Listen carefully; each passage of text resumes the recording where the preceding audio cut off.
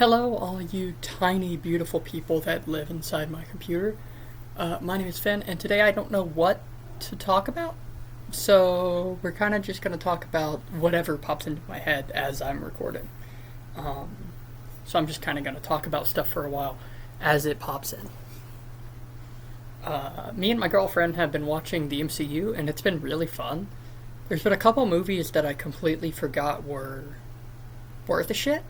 Like, we saw Ant-Man the other day, and it was surprisingly, like, the most fun I've had watching a movie in, like, a while. It's so fun. Like, it's not narratively the strongest thing in the world.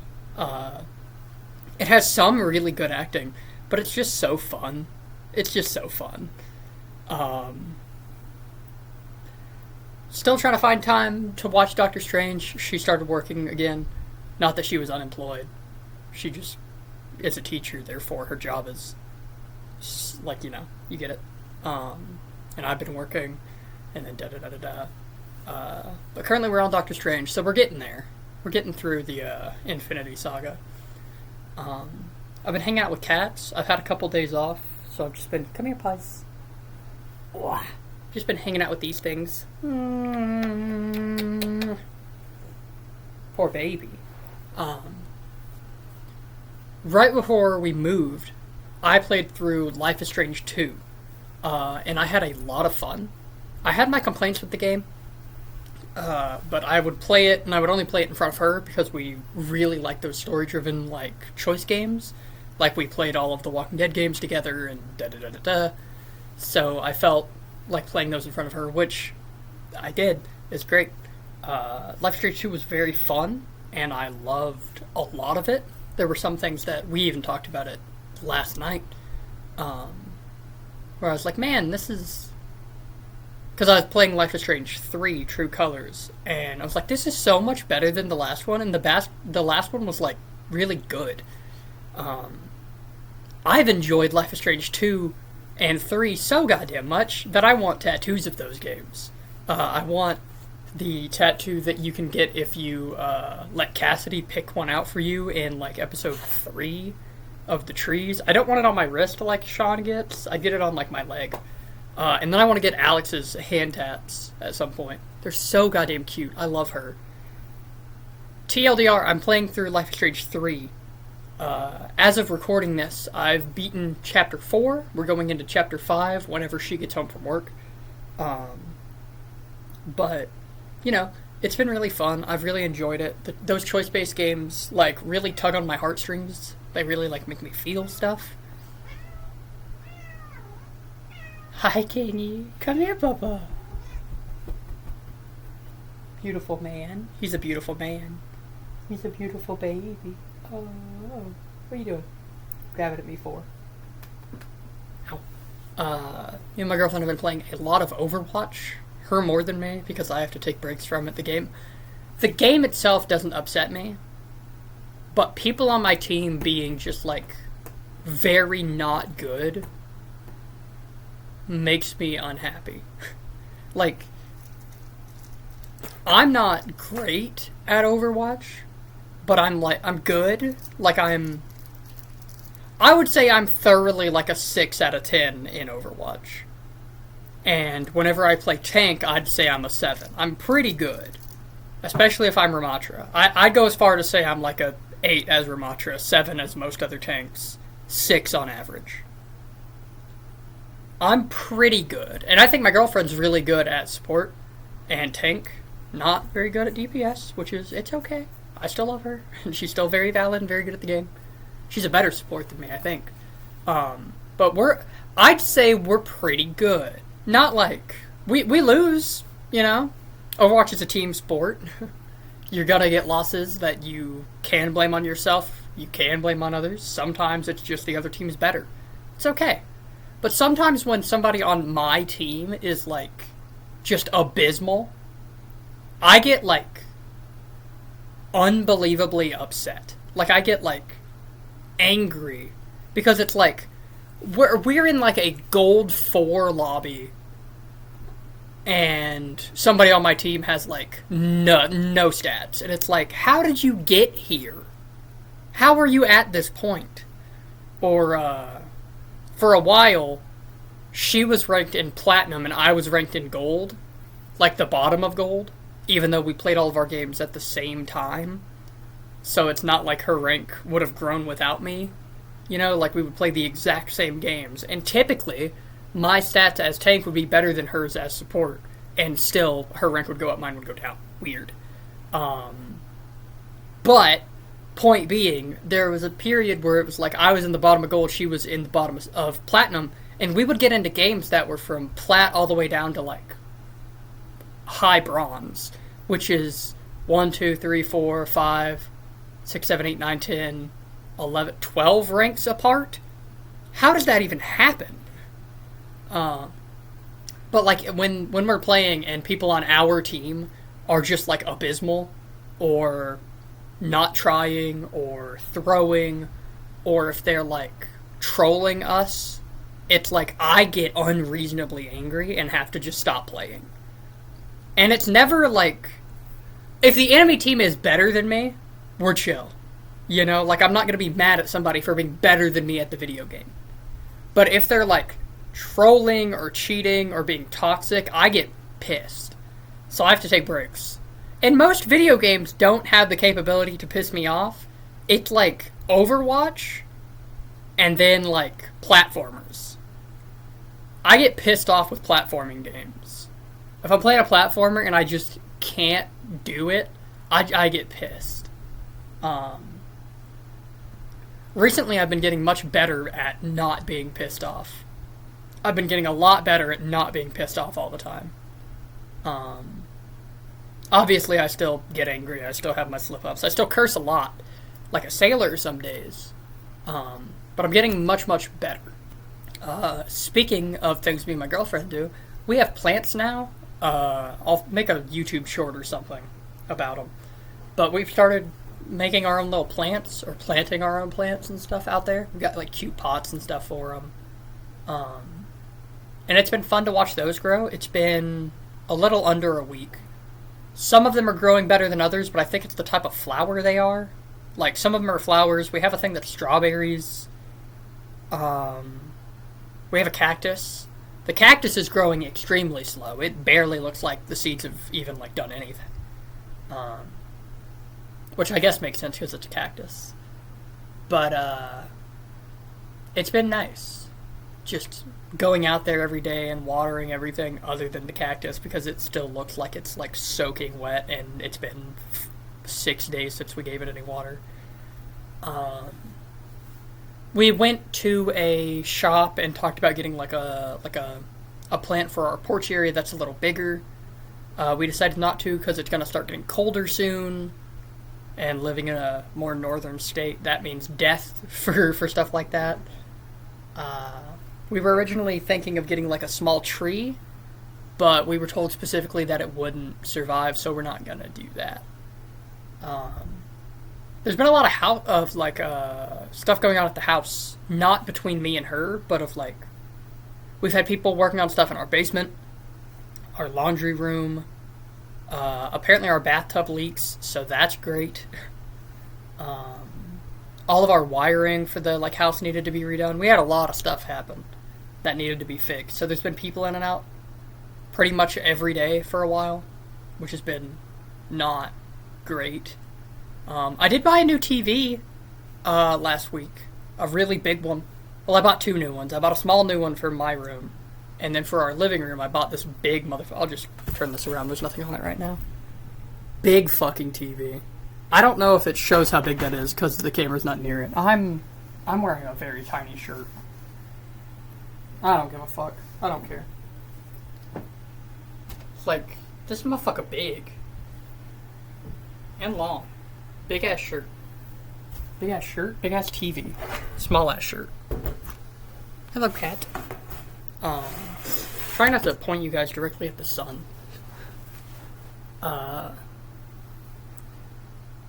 What other things can I comment on?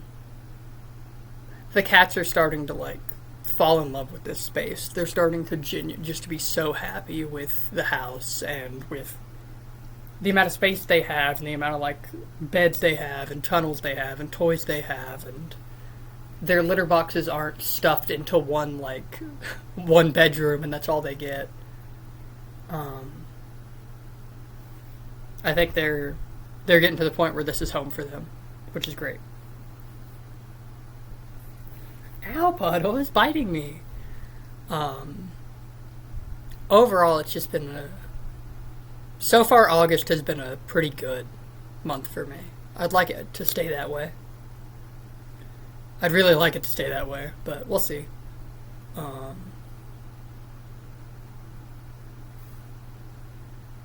I don't know if I have much else to say today. I don't know what else to bring up. Oh, comic stuff. I've continued writing for my comic, which is pretty great. My illustrator is slowly getting to the point where he can work with me, which is great. He's been very busy. College is rough, so he was dealing with that. He's done with that now. Now he's working on, like, housing, and he's working on job stuff, and da-da-da-da-da. So we're getting to the point where we can do more than just talk about that. Luckily, I've continued my writing and whatnot, which has been super fun. So expect updates about that. I can't give you a timeline on that, though. Sorry. Comic collecting news. I've gotten a couple new books since the last time I made a video about it. I'll go grab them. Okay, so in the time since I showed off my comics last, I've gotten a couple things. I opened a mystery box, like a mystery bag, like a gotcha thing, of comics, where I got this, which is just an old Invincible Iron Man. The cover is not old. The cover is new because they're doing a Doom Quest, which I have volume 1 of, which I'll show in a minute.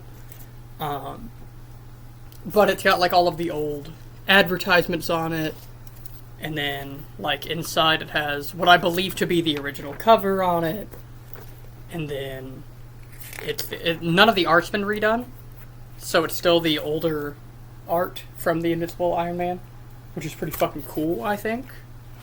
Like, I think that's so sick. And then there's, like, the advertisements are still here in the comic, which is dope. I'm glad that when I'm reading comics currently, I don't have too much issue with that. But it's cool to see in something like this that's more of a collecting item from a, like, older book. Love it. I love, in these older Iron Man comics, how they make Tony look. I love this look for Tony Stark. I love that look for him. I'm trying to see if there's any better image. There's one. This is my favorite look for Tony Stark. I love this. In comic book form. In movies, Robert Downey Jr. is perfect. But that's great. Out of the same, like, opening bag was this. And then, this Doom Quest Volume 1, which I have sealed up, just in case it becomes worth something. I don't know. I know in the mystery box there was a lot of variant covers and shit. I don't know if this is a variant cover. I'm not sure. And I don't really care. I'm not huge on, like, resale values and shit. I collect comics because I like reading them, and I like seeing them on my shelf after I'm done reading them. Not because I want to resell them. I probably will never sell any of my comics because I just love them so goddamn much. And the only other single issue comic I have, I also got in like a mystery bag thing. It is the 300th issue of the fucking IDW Ninja Turtles. That is the cover. It's a variant cover. And I was like, oh, that's cool. Because the local shop that I buy comics from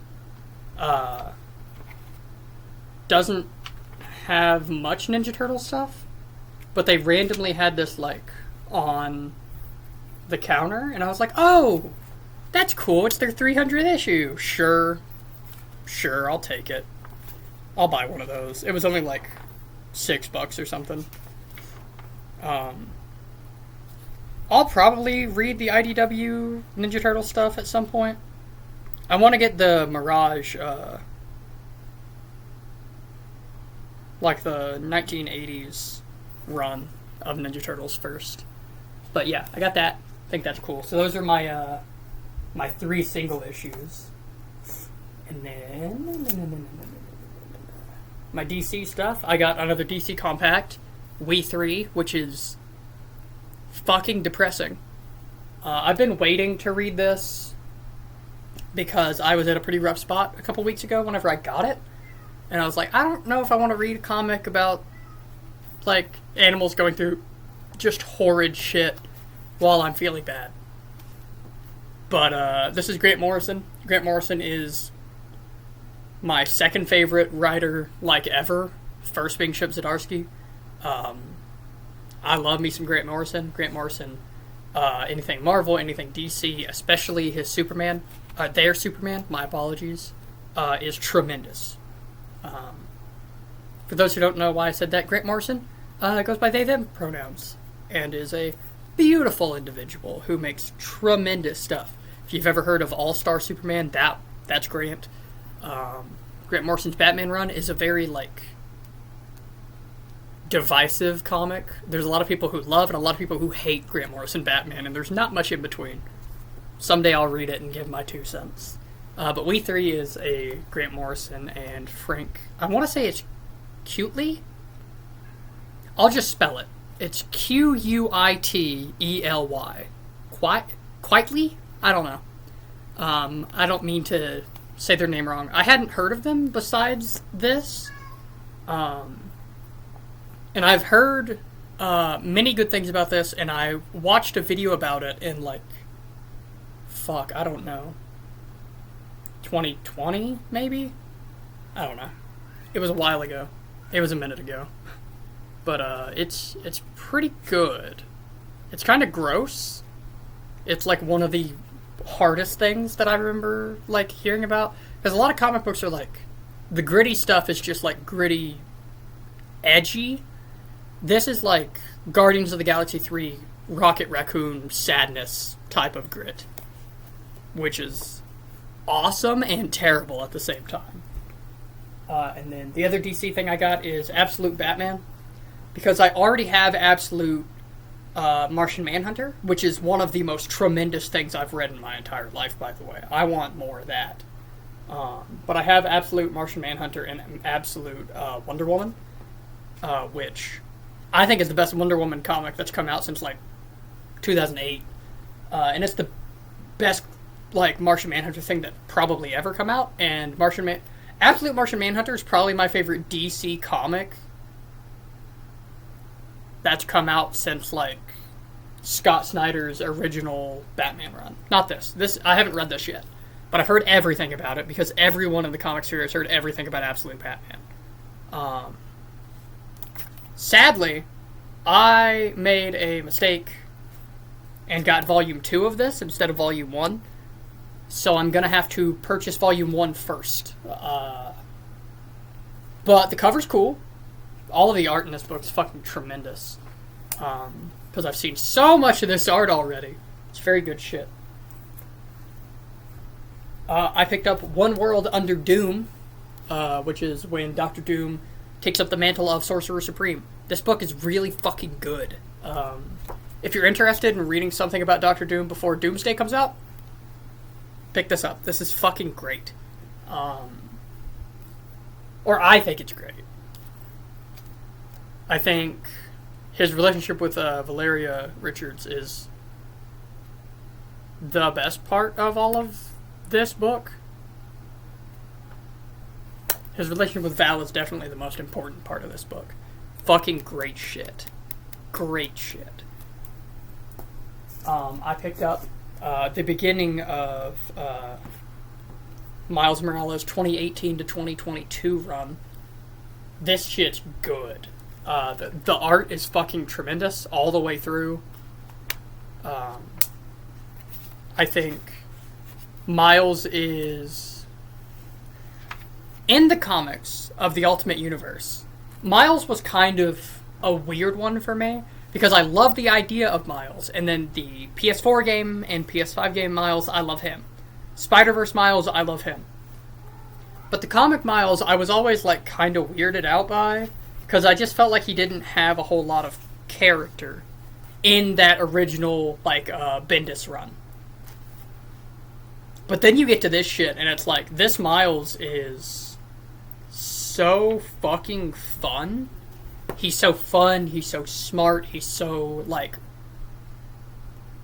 confident in himself for the right reasons. His relationships with everyone around him are genuine and heartfelt. It's pretty fucking good. I still don't know how you pronounce the writer's name. Saladin Ahmed. Saladin Ahmed, maybe? Saladin? I don't know how you pronounce his name.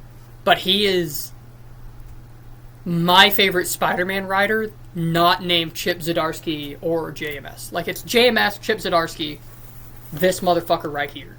I will be picking up the rest of this run. Miles in this gets to hang out with Captain America for a while, which is great. And reminds me of Civil War II, which is a terrible comic book. He has a friendship with the Rhino, which is super fucking interesting. There are villains introduced in this book, and I love that. I love when Miles gets villains that aren't Peter's villains recycled. It's one of the best things ever. It's why I really, really, really, really love Across the Spider-Verse using the Spot, because the Spot has never been a big, important villain in really anything. And seeing that character be repurposed into a Miles Morales original villain is super cool. And this book does a couple of those. Very good shit. Very good shit. And then the thing that I was most excited about that I've gotten since my last video is Spider-Man Noir, baby. Hard-boiled origins. I have all of it.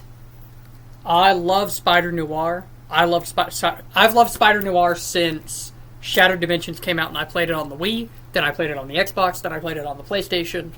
I loved Shattered Dimensions. It's one of my favorite games ever.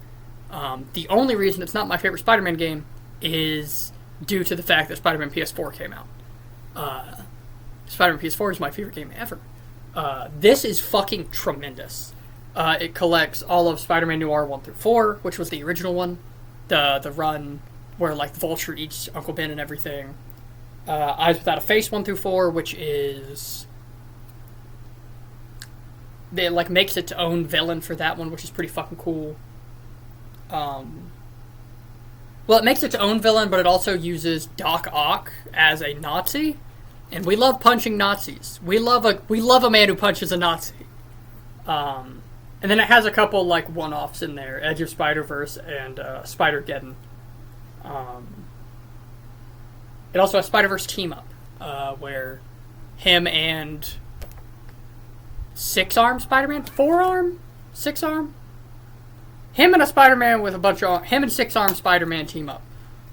I love this fucker. I want more Spider Noir. He's so cool. Too bad the rest of the Noir comics are kind of shit. It sucks that they're kind of shit, but he's dope. I love him. And then the next thing on my comic list is I'm going to be... I already have them ordered. I pre-ordered a 6-pack of DC Compacts. There's going to be... I have a phone. I can look at what's going to be in that. Let me open up my Amazon right quick. Okay, that would be All-Star Superman, Watchmen, Batman The Long Halloween, DC The New Frontier, Batman The Dark Knight Returns, and Kingdom Come. All of which I am quite excited for. Because I've only read All-Star Superman, and I'm excited to read that one again because Grant Morrison's fucking great. But I'm very excited for those. And then beyond that, I've already started this, and it's something that will take me decades. I want to collect all of Spider-Man.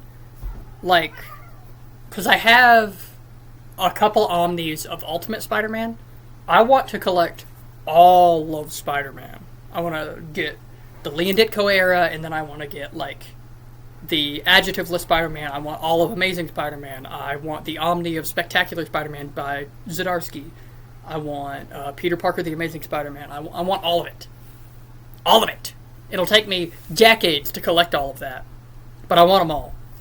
So I think the first one I'll order will be Chip Zdarsky's run, which I think is on pre-order right now for September. but I want that. Chip Zdarsky's probably my favorite comic writer ever. And I didn't know that he had a run on Spider-Man. I have Life Story, which is great. But I wasn't aware that Zdarsky had like a regular Spider-Man run. And I'm excited for that because I think he's so goddamn good. But yeah, that's my comics that I've gotten since the last time I made a video about that. Pretty cool. Hello, cat. I guess for now that's all I've got. I love you guys. Remember to donate to the Tiltify link if you're interested in helping with Make-A-Wish and Thinkmas and Wishmas and all that. Stay safe, and I'll see you guys next week. Bye-bye!